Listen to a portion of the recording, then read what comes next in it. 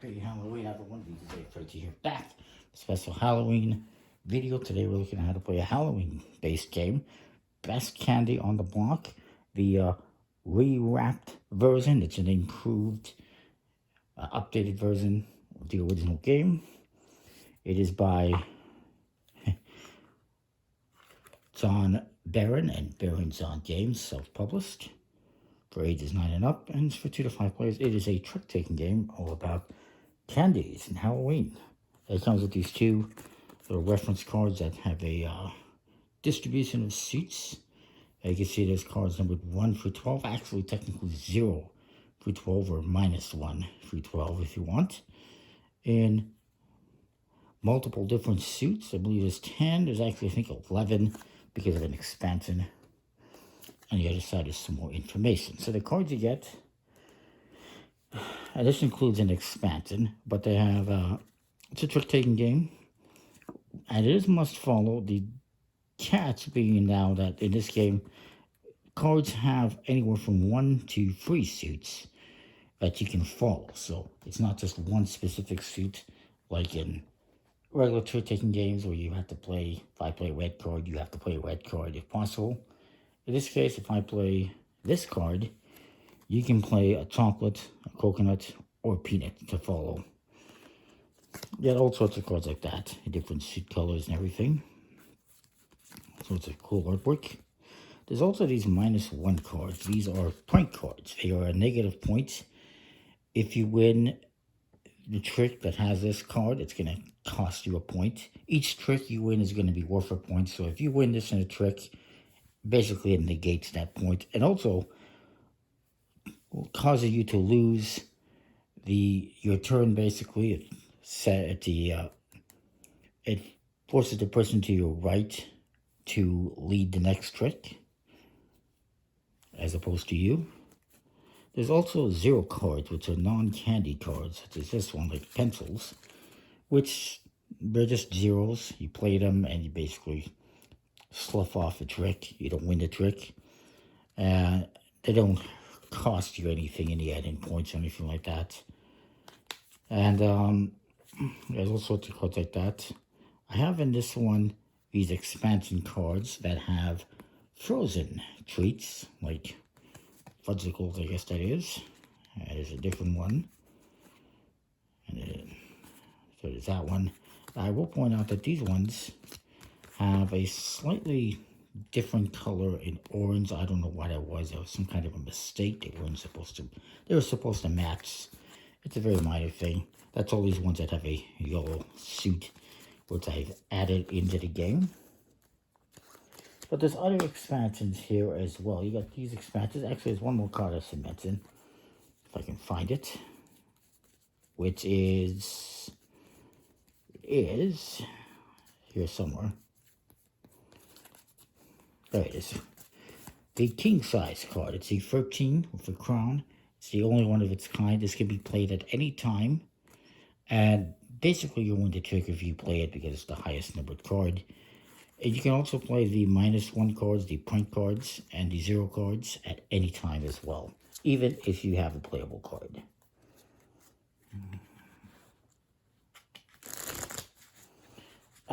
We have some additional expansions here, though. You got this expansion, which is the super-sized expansion.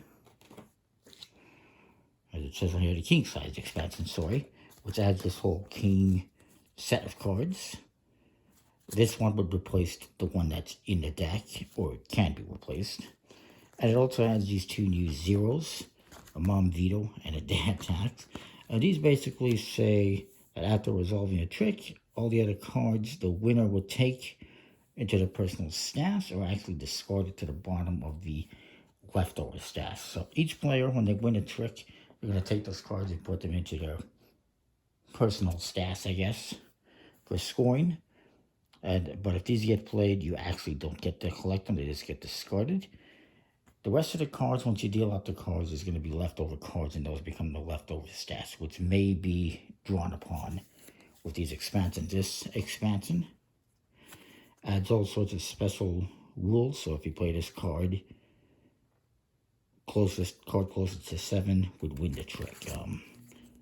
This one, cards played to the trick after this one are played face down and revealed when the trick is completed.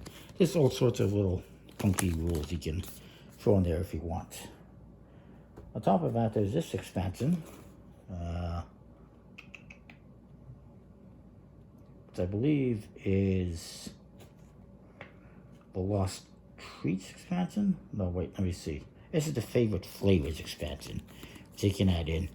And these ones have a specifically different colored back design. Each player would get 3 of these dealt to them, and then you would choose one. What this is a type of card that's your favorite that you are trying to collect for bonus points at the end of the game. So this would be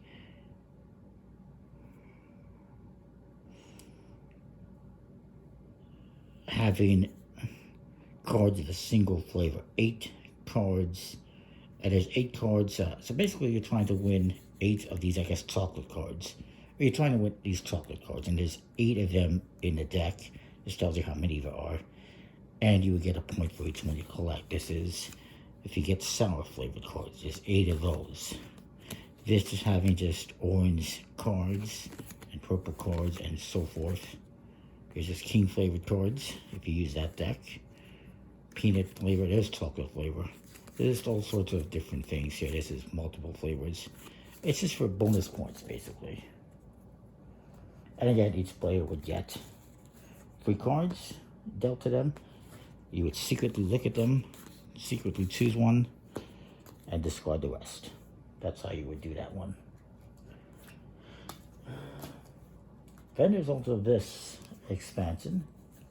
This is the Lost Treats. It's a Kickstarter expansion. It has 12 new treat cards. There's also a new prank card and a new flavor card, which I probably mixed in there. And, well, the flavor card's in here. And I've already mixed up the other card. But these, it's just, again, they're cards that have different abilities on them when they get played. It's a lot of writing, that's for sure, but it is what it is. It's like this one, it says super sours. If this card matches your favorite flavor, it's worth 2 bonus points. Otherwise, it is worth -2 points. And, you know, if you want to use these different sets, you just mix them in and use them. We're not going to do that for now. I just wanted to show you them. So in the game, you're going to be playing, collecting tricks, and playing until a certain amount of points has been reached. You can do 31 points for a long game, which is about 5 to 7 hands, 13 points for a short game, which is about 2 to 4 hands, and so forth. Each player is going to get 13 cards dealt out to them.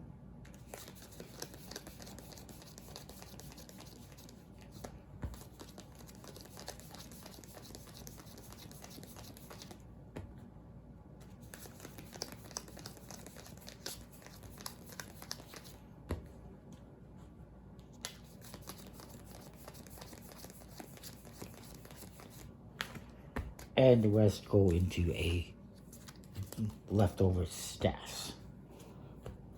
And so on your turn, you know, whoever leads plays a card. Everyone else has to try and follow suit. So does this guy have an apple or a box? He has a box, so he'll play that. And this guy has to follow. Maybe he plays this apple. And then the last guy plays, and maybe he plays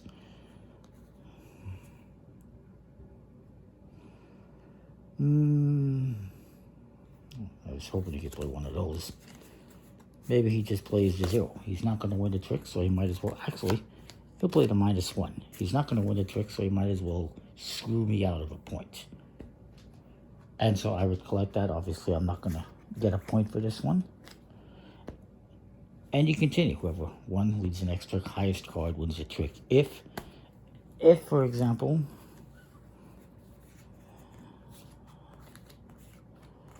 this guy had played an 11, if he was able to, and he had played an 11, if he could follow suit, then, because there's a tie, whoever played last would break the tie. Outside of that, it's a fairly straightforward trick-taking game. At the end, once you've played out all your cards, you will count how many tricks you've won. Whoever, you will count all the tricks you've won, score a point for each trick that you won, deduct any minus points, and write down the score. And you continue playing until you've hit one of those point markers, whichever one you choose, long, short, medium. And that is that. It's fairly straightforward. Of course, you got those other cards that add elements and add bonus points. And I think, yeah, it's pretty cool. So that is that. Comment, like, subscribe, and know what you think. Hope you get some good treats today if you're going out. I will see you next time. More. Thanks for watching.